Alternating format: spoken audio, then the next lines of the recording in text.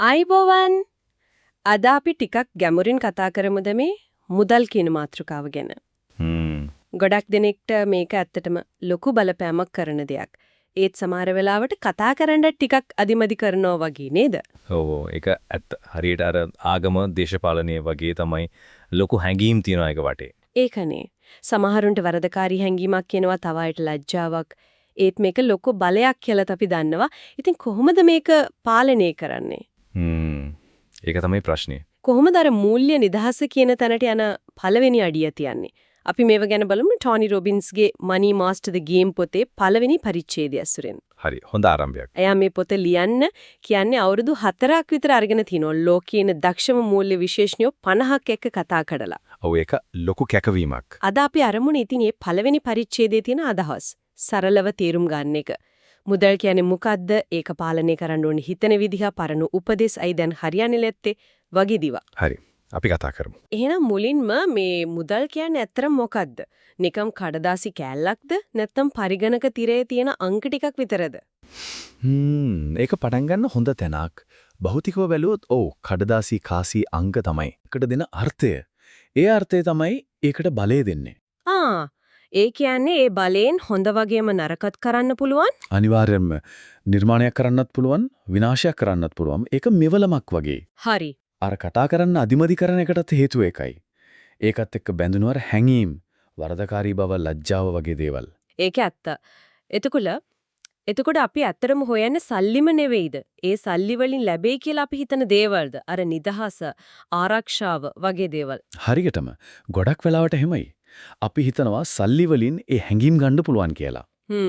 ඒකයි අර කතාවක් තියෙන්නේ මුදල් හොඳ සේවකයෙක්, හැබැයි නරක ස්වාමියෙක් කියලා. ඔව්. අපි ඒක පාලනය කළේ නැත්තම් අනිත් පැත්ත හැරෙනවා. ඒක අපිව පාලනය කරනවා. තමන්ගෙන්ම අහන්න ඕන මමද පාලනය කරන්නේ නැත්තම් මුදල්ද මාව පාලනය කරන්න කියලා. ඒක හිතන්න ඕන දෙයක්. මේ කාරණේම ටෝනි රොබින්ස් ටිකක් වෙනස් විදිහකටත් කියනව නේද?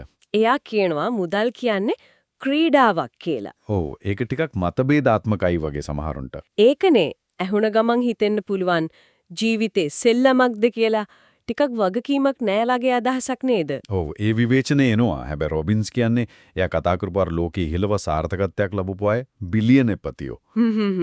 එයාලා මේක දිහා බලන්නේ ක්‍රීඩාවක් දිහා බලනවා වගේ කියලයි. ඒක අභියෝගයක්, උද්වේග කර දෙයක්. ඒ කියන්නේ නිකම් සල්ලි හොයන එකට වඩා එහා ගිය දෙයක්. ඔව් නැත්තම් හිතන්නකෝ බිලියන ගණන් හම්බ කරලත් ඇයි දවසට පැය 10ක් 12ක් වැඩ කරන්නේ? ඒක සල්ලි ගණම නෙවෙයි, ඒක ක්‍රීඩාව දිනන එක ගැන. ඒ කියන්නේ මේක නිකම් පැත්තකට වෙලා බලන්න ඉන්න බෑ. සෙල්ලම් කරන්නම ඕන. වැදගත්ම දේ තමයි අර මොකද? චෙස් ලෑල්ලෙක් ඉත්තෙක් නොවි චෙස් ගහන කෙනා වෙන එක. පාලනේ තමන් අතට ගන්න එක. පාලනේ අතට ගන්න එක. ඒක තමයි අර මූල්‍ය නිදහස කියන තැනට යන්නේ. හොව් නිකමට හිතන්නකෝ. උදේට අකමැත්තෙන් රස්සාවට යන්න ඕන නැති, බිල් ගෙවන එක ගැන වද වෙන්න ඕන නැති, තමන් කැමති විදියට ජීවත් වෙන්න පුළුවන් ජීවිතයක්. ඒක හීනයක් වගේ නේද? ගොඩක් දෙනෙක්ට ඒක හීනයක් තමයි. හැබැයි රොබින්ස් කියන්නේ ඒක ඇත්තක් කරගන්න පුළුවන් ඉලක්කයක් කියලා. ඇත්තටම? ඔව්. තමන්ගේම බිස්නස් එකක් කරන එක, ලෝකෙ වටේ යන එක, පවුලට උදව් කරන එක, ඒ හැමදේටම දොර ඇරෙන්නේ අර මූල්‍ය නිදහසත් එක්ක. එතකොට ඒ තැනට එන්න ලොකු රහසක් තියනවද? ගොඩක් අය මේව හිතනවනේ රොබින්ස් කියන්නේ ඒක සරල දෙයක් කියලාද? එයා කියන්නේ රහස තමයි මේක. අනිත් අයට වටිනාකමක් දෙන්න. පුළුවන් තරම් වැඩි වටිනාකමක්. ඔව්. හොඳ සේවයක් කරන්න. තමන්ගේ හැකියාව දියුණු කරගන්න. එතකොට ඉබේම වගේ වැඩිපුර උපයන්න අවස්ථාව ලැබෙනවා. ඒක තමයි මුල. ඒත් හොඳට හම්බ කළාට විතරක් මදි කියන එක ඒකට උදාහරණ තියෙනව නේද මයික් ටයිසන් වගේ අය. ලොකුවට හම්බ කළත් අන්තිමට මුකුත් නැති වුණා. හරියටම. ඒක තමයි රොබින්ස් කියන අනිත් වැදගත්ම දේ. උපයන එක පළවෙනි පියවර විතරයි. ඒ උපයන එකෙන් කොටසක් අනිවාර්යයෙන්ම ඉතිරි කරන්න ඕන. ඊටත් වඩා වැදගත් ඒ ඉතුරු කරන සල්ලි නිකන් තියන්නේ නැතුව ඒක වර්ධනය කරගන්න ඕන. වර්ධනය කරගන්න ආයෝජනය කරන එක වගේ. ඔව්. එයා කියනවා නිදාගෙන ඉන්නකොටත් සල්ලි එන ක්‍රමයක් හදාගන්න කියලා. ඒක තමයි අර කිව්වේ නිකම්ම බඩු ගන්න කෙනෙක් පාරිභෝගිකයෙක් වෙනවට වඩා හිමිකරුවෙක් ආයෝජකයෙක් වෙන්න ඕන කියලා. ඒ හිතන විදිහේ වෙනස නේද? හරියටම ඒ මයින්ඩ්සෙට් ෂිෆ්ට් එක තමයි ගොඩක් වැදගත්. හැබැයි ඉතින් ආයෝජනය කරනවා කිව්වම අද කාලේක හරිම සංකීර්ණයි වගේනේ රොබින්සේ කොටස නම් කරලා තියෙනවා කැලෑවට සාදරයෙන් පිළිගැනීමු කියලා. ඔව්. welcome to the jungle. ඉස්සර වගේ නෙවෙයි රස්සාවක් කළා කම්පැනියන් පෙන්ෂන් එකක් ලැබුණා ඒ කාලේ ඉවරයි වගේ නේද?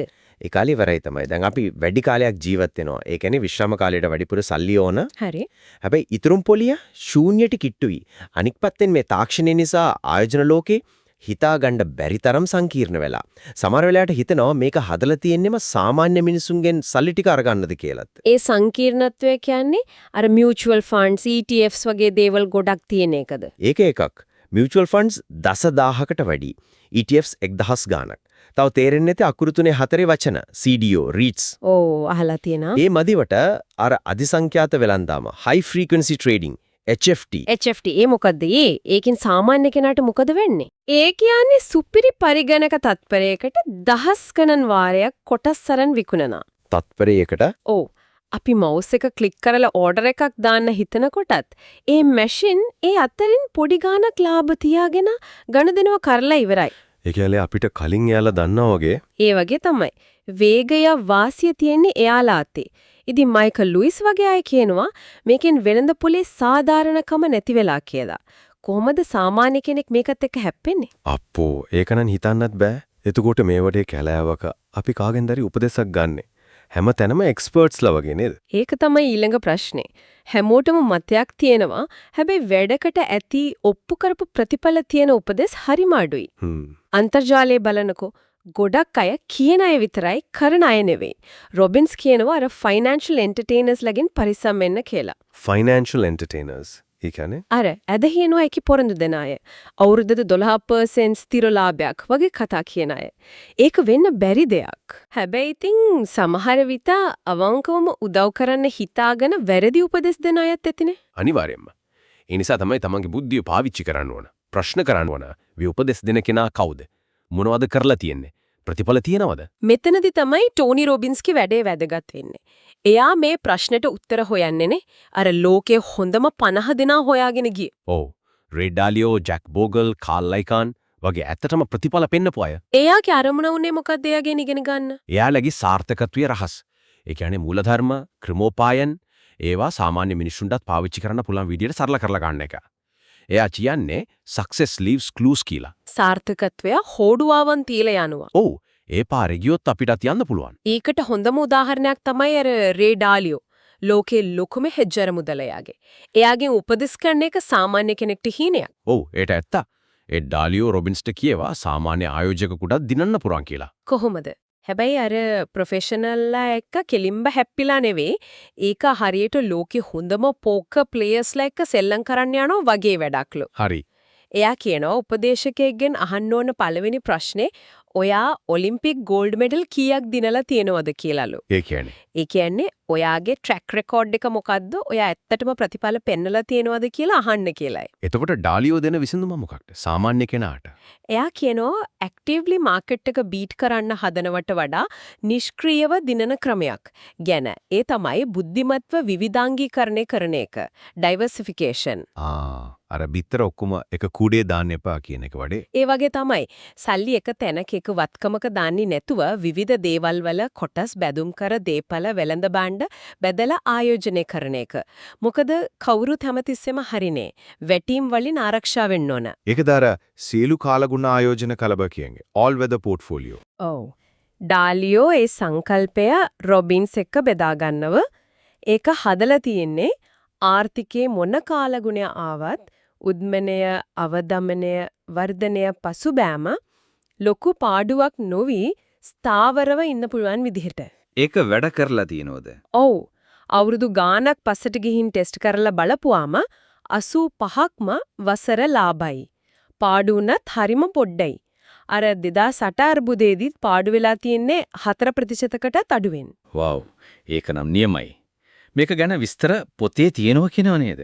ඔව්. පස්සේ කොටස් වල විස්තර කරනවා. හැබැයි රොබින්ස් කියනවා ඒකට යන්න කලින් එයා කියන අර මූලික පියවර 7 හරියට තේරුම් ගන්න එක අත්‍යවශ්‍යයි කියලා. ඒත් ඇයි මිනිස්සු මේව මග හරින්නේ? අර මම කලිනුත් අහුවා වගේ. හරි අමාරුයි සංකීර්ණයි කියලා හිතන නිසාද? ගොඩක් දුරද ඒක තමයි. රොබින්ස් එයාගේ යාළුවෙක් ඇන්ජලා ගැන කියනවා. එයා තනියම රුවල් ඔරුවකින් මුහුද පහු කරපු කෙනෙක්. ඒ කියන්නේ පුදුම හිත හය කෙනෙක්. ඒත් එයා තමන්ගේ සල්ලි ගැන කතා කරන්න බයයි, ලැජ්ජයි.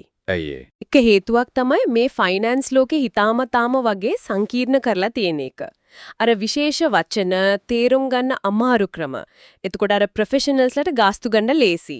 ඒ කියන්නේ අපිව ටිකක් අන්දනලෝ වගේ පොතේ අරමුණ මේව සරල කරන එකද? ඔව් ඒක ලොකු කොටසක්. එයා අර වෛද්‍ය ක්ෂේත්‍රයේ උදාහරණයකුත් ගන්නවා අයිට්‍රොජෙනික් කියලා කියන්නේ ප්‍රතිකාරයක් නිසාම ලෙඩක් හැදෙන එකට. ඒ වගේ ෆයිනෑන්ස් වලත් අර ගාස්තු හංගන්න වචන පාවිච්චි කරනවා. පොතෙන් ඒකේතේ බින්දින්න උත්සාහ කරනවා. අනිත් ප්‍රශ්නේ තමයි අර තොරතුරු ගොඩ information overload. ඔව් ඒක නම් ඇත්ත. Google කළොත් දහස් ගාණක් දේවල් එනවා. ඒකනේ. මොකද ඇත්තටම වැදගත් කියලා හොයාගන්න අමාරුයි. ඒ නිසා තමයි එයා කියන්නේ මේ පොත බුද්ධිමත් මූල්‍ය සෙවුම් යන්ත්‍රයක් වගේ කියලා අපිට ඕන ටික ෆිල්ටර් කරලා දෙනවා. ඔව්.